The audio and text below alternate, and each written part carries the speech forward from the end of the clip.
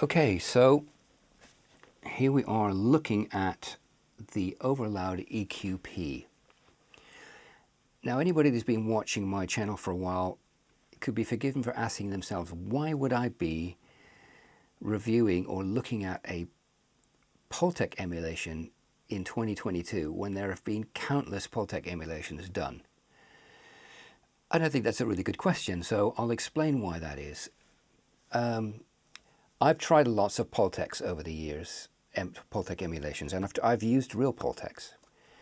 And, you know, my opinion on emulating vintage gear is that it's all going to sound, you know, each unit is going to sound really different from every other unit. Different enough that you can't really compare a plugin to the Pultec that you know. You'd have to compare it to the very one that they emulated. And, you know, to me, it just becomes like a pointless exercise to say, you know, does it sound like a real Pultec? So for me, it's always been a matter of, in plugin form, does this give me something I can use as a mixing tool that I can't get from anything else?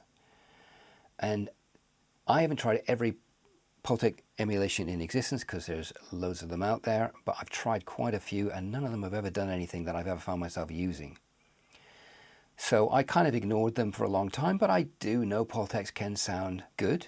And so Overloud came out with this plugin, and they're a company I have a high regard for. I've got some of their EQs, which sound really good, emulations, and their Fairchild compressor is really good. So they made quite a claim. They said something, I don't remember the exact wording, but like this is something around the lines of this is the best Pultec emulation that's, you know, ever, the most accurate one ever done, something like that. And I thought, okay, it's marketing hype, of course, but it's quite a claim even as marketing hype. And they're not a company that tends to make wild claims any more than anybody else. And yet this was quite a strong claim. So I thought, well, gosh, if they're really willing to kind of come out and say something like that, maybe it's worth giving it a try. So I did. And I was surprised. It really does, to my ears, sound different than any other emulation, Pultec emulation I've tried, and it really gives me something right away. I thought, oh, this is something I definitely could use in a mix, and it's the first time I'd really felt that from a Pultec emulation. So that's why I thought I'd have a look at it and see, you know, what can I do on drums with this? And I really got quite quickly to some really great, to my ears, drum sounds, which I couldn't get to from my standby, which is the SSL plugins, which is what I almost always use for drums, because they just get me where I want to get with drums really quickly. And this got me to somewhere different really quickly that was really equally as good, but really different. And I thought, I wonder if I can, you know, get closer to that with the SSL, and I couldn't really get anywhere near it. So I thought, okay, that's interesting. This is a really good drum sound that I can't possibly get with an SSL. And it's not just the tone. You'll hear what I mean when we look at this. There's some real qualitative difference there. It's almost like the pitch sounds different of the drum. So then I thought, well, why don't I try bringing this into Plugin Doctor and see if I can reproduce that with a digital clean EQ and see what the difference is sound-wise. So I took this Kirchhoff EQ, which is a really great digital EQ, and you can recreate really any shape with this because the controls are so detailed. And it took me 1, 2, 3, 4, 5, only 5 points to reproduce this. But in Plugin Doctor, you can see 2 different plugins at the same time, and I set this up really simple. 20, which is where I like kick drums with a Pultec, boost it by 4, attenuate to the max, and it gave me a nice kind of meaty kick drum sound. So I reproduced that really exactly, and I have to say, I got it really spot on. I mean, the curves were exactly matched in Plugin Doctor. You know, but it took quite a bit of fiddling because, you know, they're quite complex curves here, but this plugin you can do that. So I'm going to now play these two. I'll play the kick drum without anything on, and then I'm going to put these in one at a time. You can hear the difference and see what you think about the difference. So I'm going to start with them both out and then bring them in one at a time.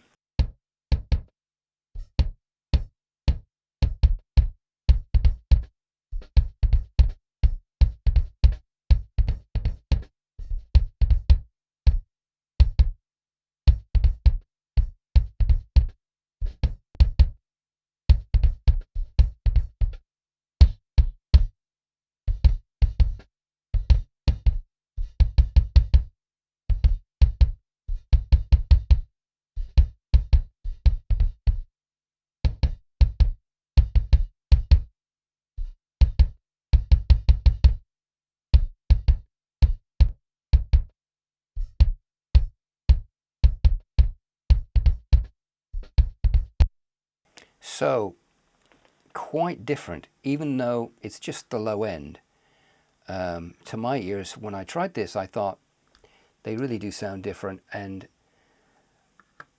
it's almost as if the sub on this one is kind of tighter sounding or more contained, but still really weighty without being, like with this you'd expect the sub to be really kind of over the top, because, you know, look down here, 20 hertz, 30 hertz, you know, they're really being pushed here. So it sounds like you'd expect from a clean digital EQ, but this one somehow, despite looking exactly like this on Plugin Doctor, doesn't sound the same. It sounds more contained, but yet still very weighty. And something about the upper mids to me sounded different as well. So the click sounds different. So what I thought would be interesting was to do a null test. So that's what I did next, and I'm going to play you that. So I did 2 null tests, and one, I brought the level down quite a bit, so that really because obviously the Pultec adds harmonics, and that might be what creates the difference.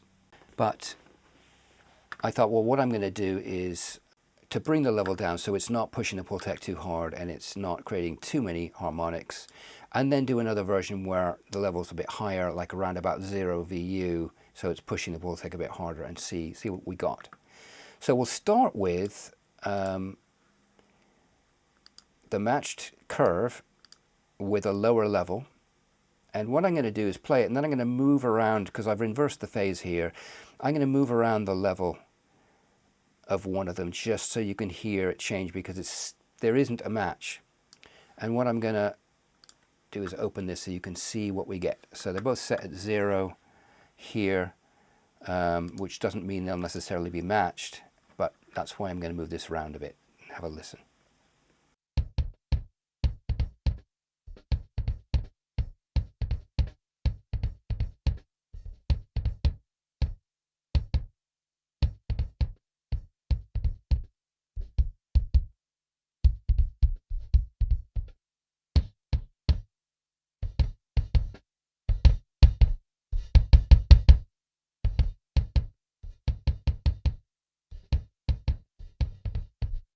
So that's as close as it gets to null, which is not very close at all. And you can see here there's quite a bit, which is what I was hearing, as well as in the low end. In the mids, upper mids, there's quite a bit of difference.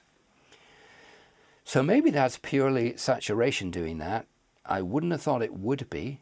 When you look at the saturation at this level in Plugin Doctor, it's not like there's like vast amounts of saturation all over the place.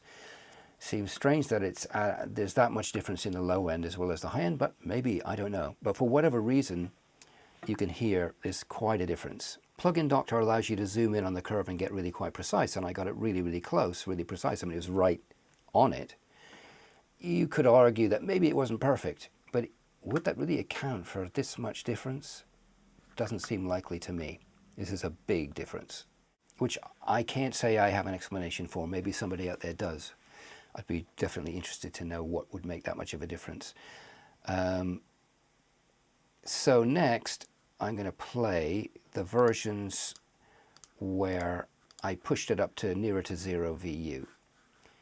And do exactly the same thing, just move this around a little bit so you can hear what happens, because there isn't a null point.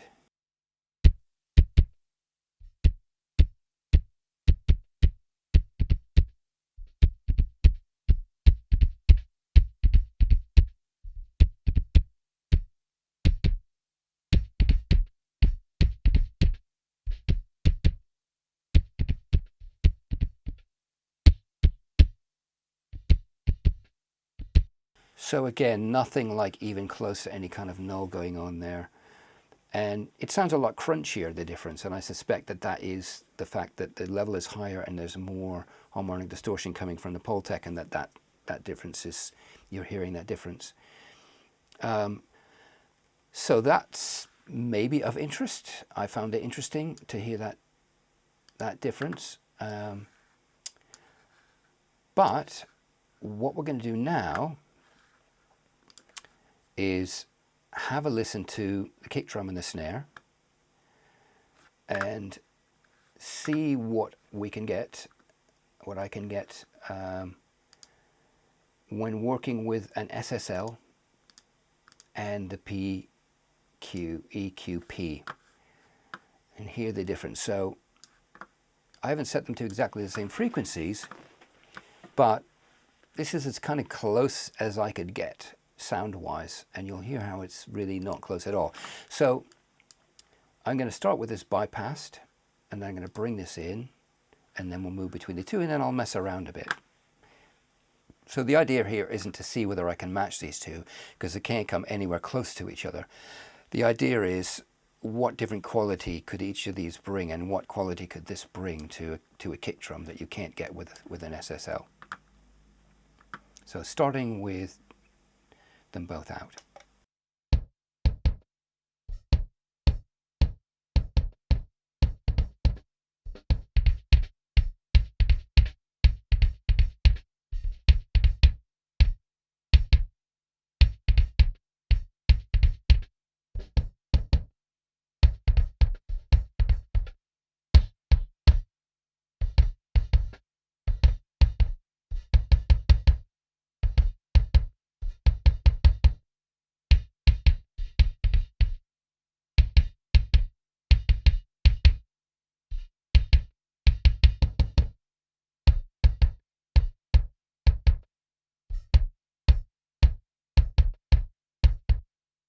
So, both really different, equally great sounding to my ears. I like them both a lot, but both really different. And for some things, I'd really want this sound, the sound of the Pultec, and for some, I'd really want the SSL sound.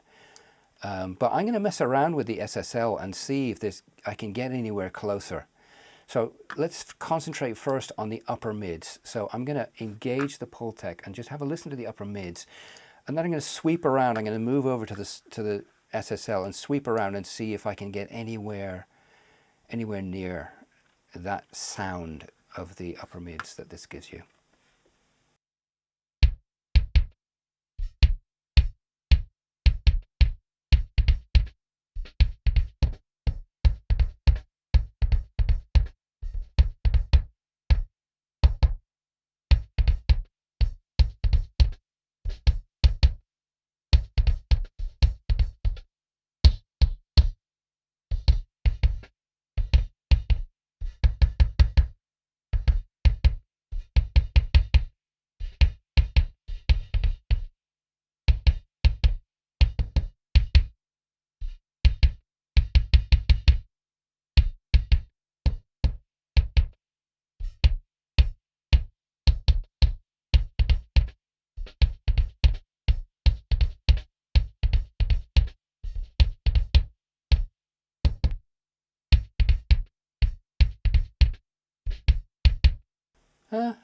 Closer than I had it, but it's still not the same. So now let's try for the low end and see if I can dial in a similar low end here. So again, we'll start with the EQP, and I'm going to move over to the SSL and see what I can dial in.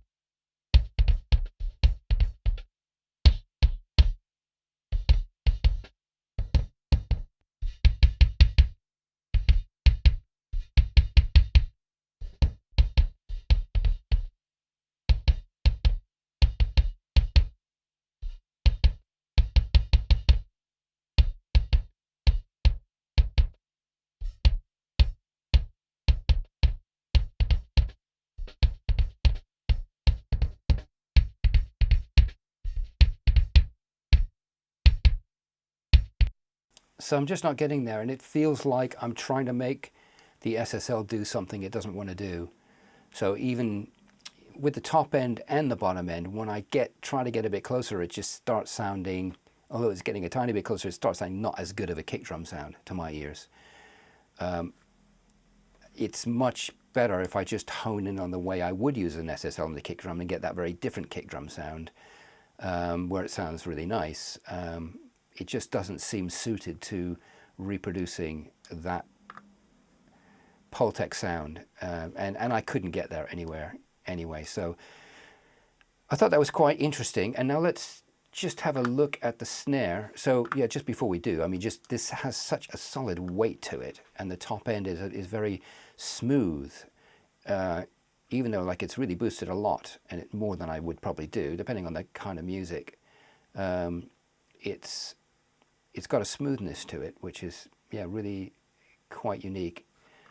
So let's move over to the snare, and we'll do the same kind of thing. Open up these two here and have a listen to the snare with them out, and I'm going to bring them in.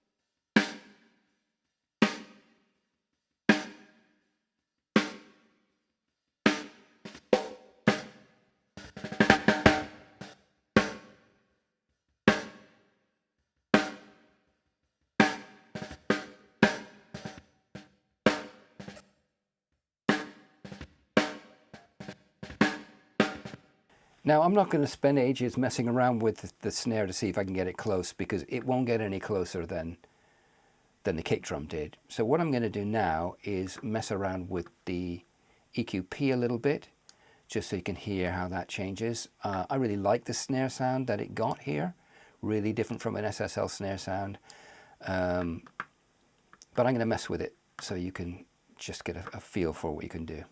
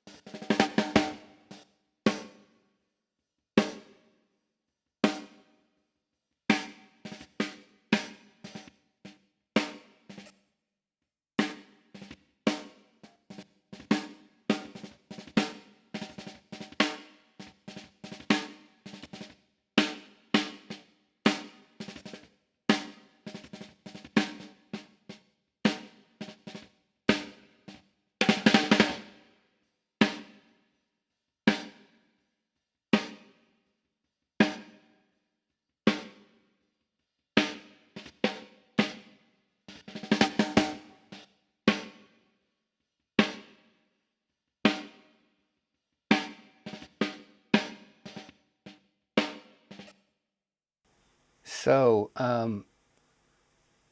I hope that was interesting and useful. You know, I've always found these really, you know, kind of fiddly to work with, the Pultec thing, compared to other EQs, because you're creating a shape with combinations of boosts and cuts, where with a digital EQ, you know, you can just pull it around in the shape you want. Nonetheless, despite the fact that it's got these kind of limitations about it, you know, you've only got certain frequencies you can work with, you can just dial in these unique, really nice drum sounds, I find. So let's have a listen to the drums, a bit more in context, the drums with the bass.